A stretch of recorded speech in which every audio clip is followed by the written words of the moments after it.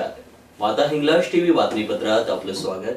सर्वप्रथम भारतीय राज्यघटनेचे शिल्पकार महामानव भारतरत्न डॉक्टर बाबासाहेब आंबेडकर यांना 6 डिसेंबर महापरिनिर्वाण दिनाच्या माता हिंगलाज वृत्तवाहिनी परिवारातर्फे शतकोटी अभिवादन. विविध प्रलंबित मागण्यांसाठी शिक्षकांच्या विविध संघटनांतर्फे एकत्रितरित्या धुळे शहरात दिनांक 5 डिसेंबर रोजी भव्य मोर्चा काढण्यात आला. या मोर्चाद्वारे हजारो शिक्षक आपल्या मागण्यांसाठी रस्त्यावर उतरले. कल्याण भवन येथून मोर्चाला सुरुवात झाली. मोर्चा जेल रोड मार्गे ह्युमाइन क्लब येथे पोहोचल्यानंतर मोर्चाचे सभेत रूपांतर झाले. टीईटी परीक्षा अनिवार्य करण्याचा निर्णय रद्द करा. जुनी पेन्शन योजना लागू करा. शिक्षण सेवक पद रद्द करा. यासह विविध मागण्यांसाठी हा मोर्चा काढण्यात आला. मोर्चात महाराष्ट्र राज्य प्राथमिक शिक्षक व माध्यमिक शिक्षक आणि शिक्षकेतर समन्वय समितीचे पदाधिकारी बापू पारधी, एकनाथ भांबरे, संजय पोद्दार, गमन Patil, Sharad Patil, Yogesh Dhatrak, Chandrakant Sattesa, Dheeraj Pardeshi, Ravindra Patil, R V. Patil, Sanjay Pawar, Uday Torwane, doctor Sanjay Patil, Dnyaneshwar Kakhar, Bhatu Patil, Tukaram Bahiram, Rajendra Bhambare, Qureshi, Amin sir, doctor Anand Pawar यांच्यासह विविध शिक्षक संघटनांचे पदाधिकारी आणि शिक्षक बांधव हजारोंच्या संख्येने सहभागी झाले होते. दरम्यान शाळा बंद राहिल्यास त्या ठिकाणच्या मुख्याध्यापक, शिक्षक आणि शिक्षकेतर कर्मचाऱ्यांचा 1 दिवसाचे वेतन कपात करण्याची कार्यवाही करावी अशा प्रकारच्या सूचना शिक्षणाधिकारी शिक्षण उपसंचालकांना देण्यात आल्या आहे. मात्र शिक्षकच आंदोलनात सहभागी झाल्याने शाळा बंद असल्याचे दिसून आले. मात्र काही खासगी शाळा सुरूच होत्या. मी बापू पारधी, महाराष्ट्र राज्य प्राथमिक शिक्षक व माध्यमिक शिक्षक शिक्षकेतर कर्मचारी उर्दू शिक्षक संघटना समन्वय समितीमध्ये महाराष्ट्र राज्य प्राथमिक शिक्षक समिती सक्रिय सहभाग आहे. आणि या महाराष्ट्रातून आज 5 डिसेंबर शाळा बंद आंदोलन व भव्य दिव्य असा मोर्चा आयोजित करण्यात आलेला आहे. आज धुळे जिल्ह्यामध्ये जिल्हा परिषदच्या प्राथमिक शाळा या 1100 आहेत व माध्यमिक शाळा 600 खाजगी प्राथमिक त्याच्यात आहेत, उर्दू शाळा आहेत. आणि असे या धुळे जिल्ह्यातून जवळजवळ 5000 शिक्षक या भव्य आंदोलनामध्ये व मोर्चामध्ये सहभागी होणार आहेत. आत्ताच अजून वेळ झाली नाही तरीसुद्धा म्हणजे हजारोच्या संख्येने शिक्षक या ठिकाणी उपस्थित झालेले आहेत. मागणी काय आपली? मागणी 1 सप्टेंबर 2027 पूर्वी शिक्षकांनी टीईटी उत्तीर्ण झाली पाहिजे. हे जे सर्वोच्च न्यायालयाने शिक्षकांच्या मनामध्ये एक भीती निर्माण केलेली आहे. आणि 23 नोव्हेंबरला टीईटीच्या परीक्षेला जाताना आमचा एक प्राथमिक शिक्षक संदीप पवार यांना जीव गमवावा लागला. आणि त्यामुळे शासनाला आम्ही एकच इशारा देऊ शकतो या वेळेस की जर टीईटी रद्द केले नाही, आज आम्ही लाखोच्या संख्येने या महाराष्ट्रामध्ये शाळा बंद करून मोर्चा काढून जर आम्ही इशारा देत आहोत. आणि जर भविष्यात टीईटी रद्द केली नाही तर आम्ही आमरण उपोषणाला बसू असं शासनाला आम्ही जाहीर करतो. धुळे शहरासह परिसरात विषारी सापांचं प्रमाण वाढताना दिसत आहे. धुळे शहरापासून हाकेच्या अंतरावर असलेल्या मोराणे व कुंडाणे गाव शिवारात घोणस व अजगर आढळून आले. त्यांना सर्पमित्र दुर्गेश जाधव व त्यांच्या टीमने पकडून जंगलात सोडण्यात आले. धुळ्यात थंडीचे आगमन होताच सर्प दर्शनाच्या घटना वाढल्या असून दिनांक 26 रोजी मोराणे शिवारातील JMF डेंटल कॉलेज आणि दिनांक 27 रोजी समाधान पाटील गाव कुंडाणे यांच्या शेतात घोणस व अजगर हे 2 भले मोठे साप आढळून आले. नागरिकांनी तात्काळ सर्पमित्रांना संपर्क साधतात दुर्गेश जाधव, वेदांत बहाळकर आणि हर्षल पुलपगारे, विशाल कांबळे, ओम शिरसाट, चेतन पाटील, दुर्गेश वाघ यांनी घटनास्थळी धाव घेतली. योग्य कौशल्याचा वापर करून त्यांनी दोन्ही सापांना कोणतीही इजा न करता सुरक्षित पकडले आणि वन विभाग अधिकारी वनपाल प्रमोद सोनवणे, वनरक्षक कोमल जाधव, वैशाली पाटील यांच्या मार्गदर्शनाखाली त्यांच्या अधिवासात सोडले. घोणस हा विषारी साप असून त्याच्या शरीरावर दिसणारे गोलाकार पट्टे व जोरदार फुसफुसण्याचा आवाज ही त्याची प्रमुख ओळख आहे.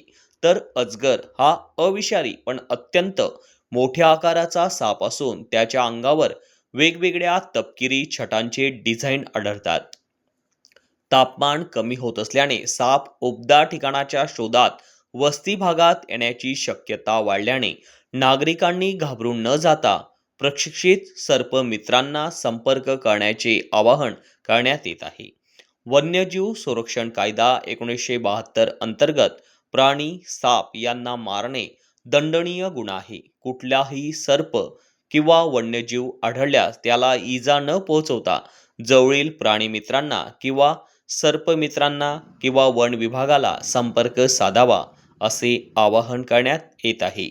तुषार ढोले, सहसंपादक. नमस्कार मित्रांनो, मी सर्पमित्र दुर्गेश जाधव तसेच आपली टीम स्नेक रेस्क्यू टीम मोराने आम्ही काल 2 सापांना रेस्क्यू केलं आहे. ज्यात एक रसल वायपर म्हणून खूप विषारी साप आहे आणि दुसरा अजगर आहे, इंडियन रॉक पायथन, तो बिनविषारी साप आहे.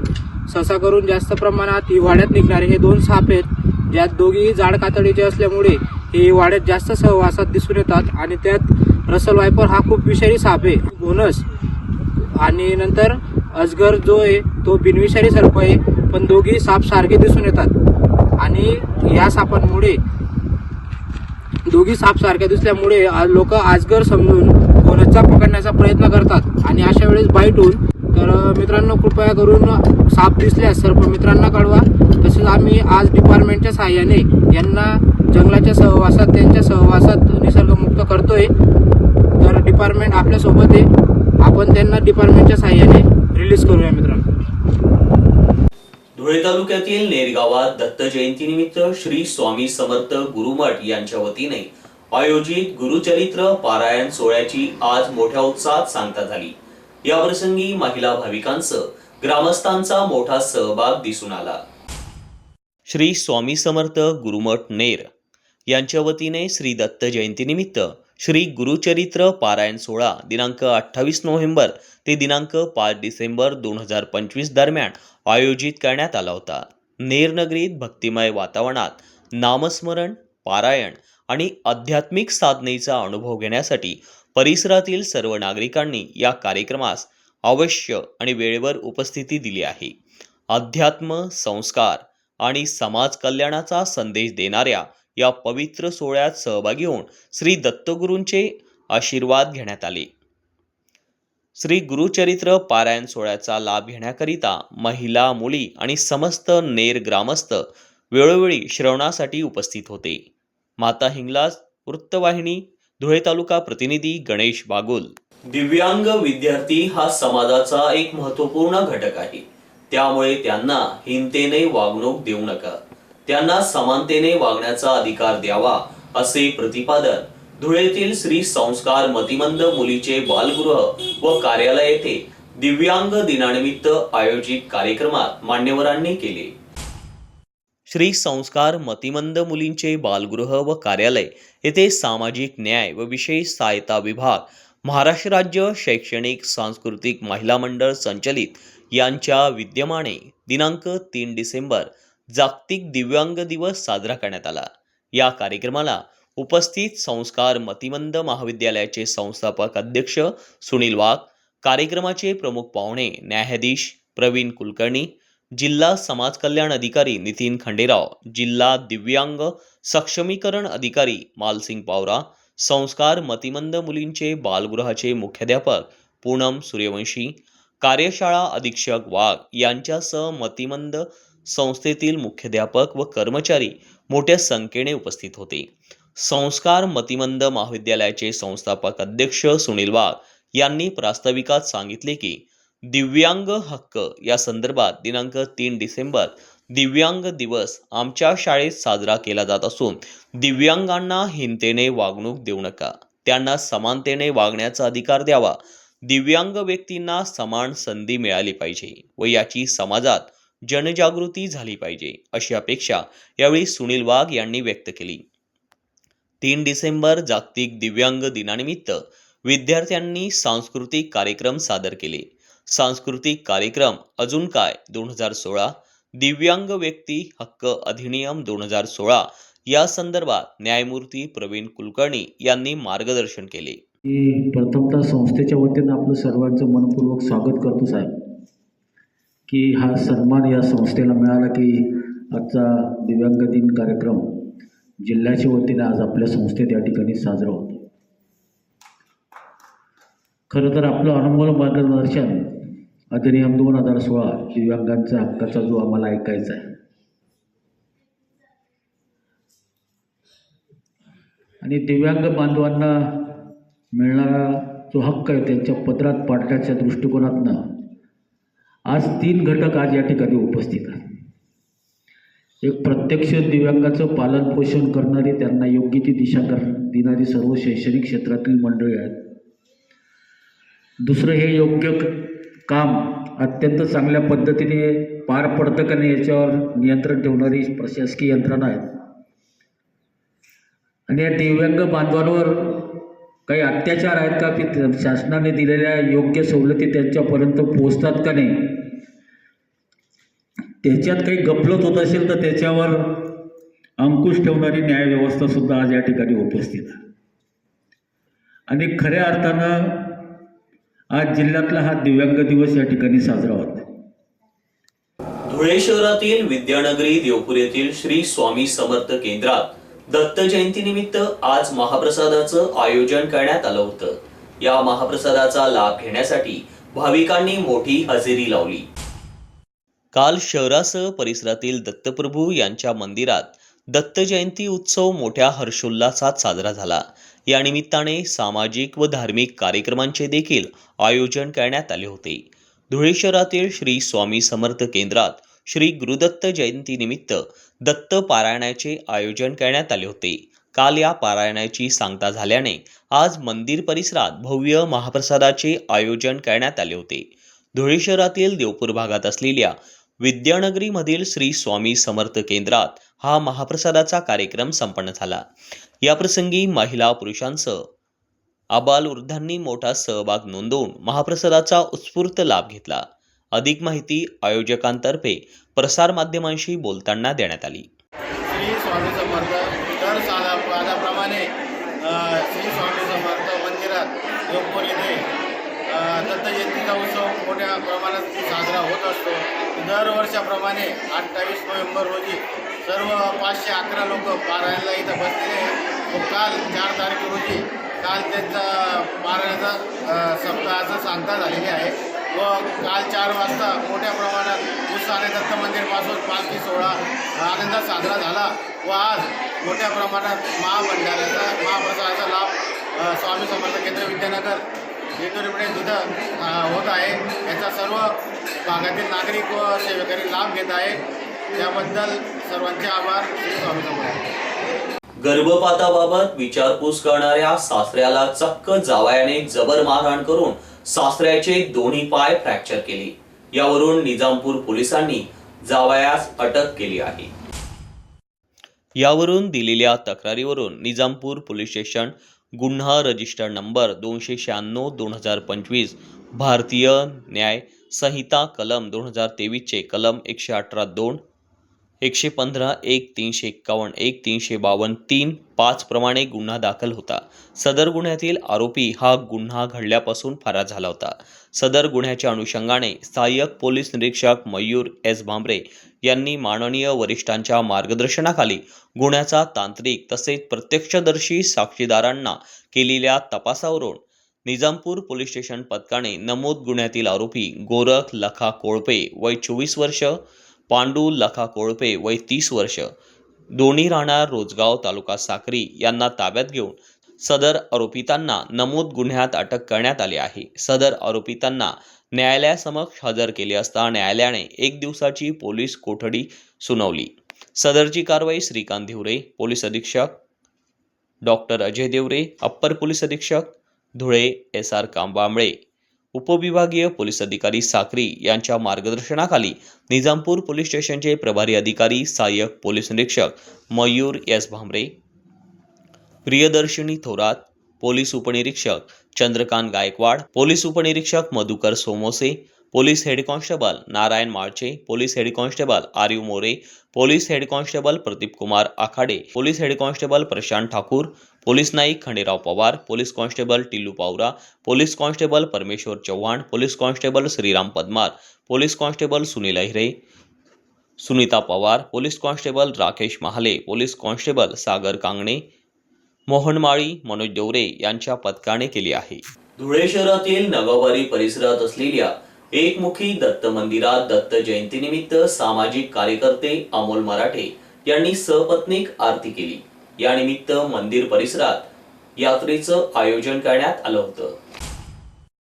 श्री गुरुदत्त जयंतीनिमित्त नगावबारी परिसरातील एकमुखी दत्त मंदिर येथे सामाजिक कार्यकर्ते अमोल मराठे यांनी सपत्नीक आरती केली. या ठिकाणी दत्त जयंतीनिमित्त भव्य यात्रा उत्सव संपन्न झाला.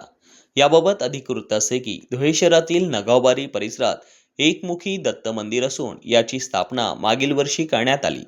या ठिकाणी सलग 2 वर्षापासून या ठिकाणी छोटेखानी यात्रा भरत असते. यात्रा भरवण्यात येत असते. सदरचे हे दुसरे वर्ष असून या ठिकाणी श्री दत्त जयंतीनिमित्त सायंकाळी 7 वाजता श्री दत्तप्रभूंची महाआरती करण्यात आली.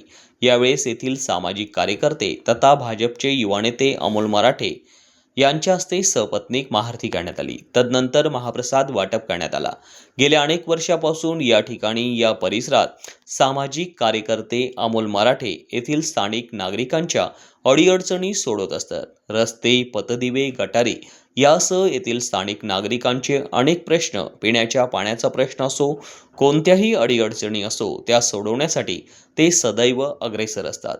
त्यानिमित्तानेच या ठिकाणी त्यांच्या हस्ते सदर ठिकाणी श्री दत्तप्रभूंची महाआरती करण्यात आली. या ठिकाणी मंदिराचे पुजारी संजय गुरव, अंकित चौधरी, राकेश कोळी, हेमंत चव्हाण, गणेश गोपाळ, चेतन पाटोळे, लोकेश गोपाळ, योगेश मराठे, भाईदास कुराडे, सुरेखाताई ठाकरे, मोनाबाई चव्हाण, लताबाई कोळी, छायाबाई कोळी आदी सर्वच पदाधिकारी या ठिकाणी उपस्थित होते. आज आमच्या नगावबारी परिसरात यात्रा उत्सवाचा दुसरा वर्ष आहे. तर दत्त जयंतीला इथे आता मोठ्या प्रमाणात यात्रा उत्सव सुरू होणार आहे. दुसरा वर्ष आहे.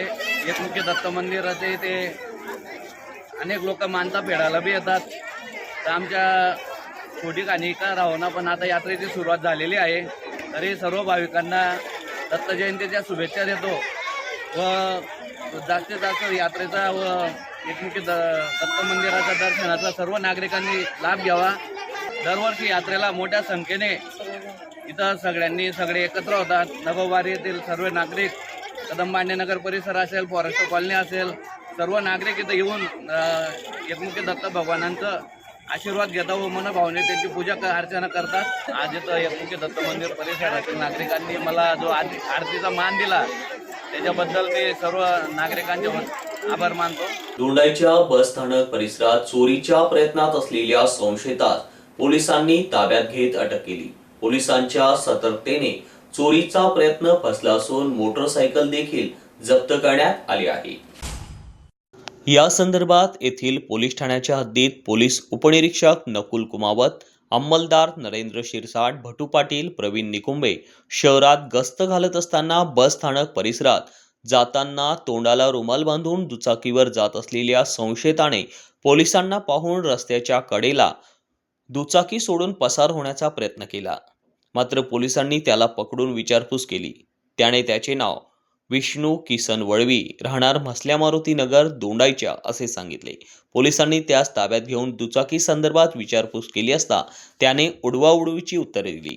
यामुळे संशय बळावल्याने त्याच्या दुचाकीसह अंगझडती घेण्यात आली. दुचाकीच्या डिक्कीत कोयता मिळून आला.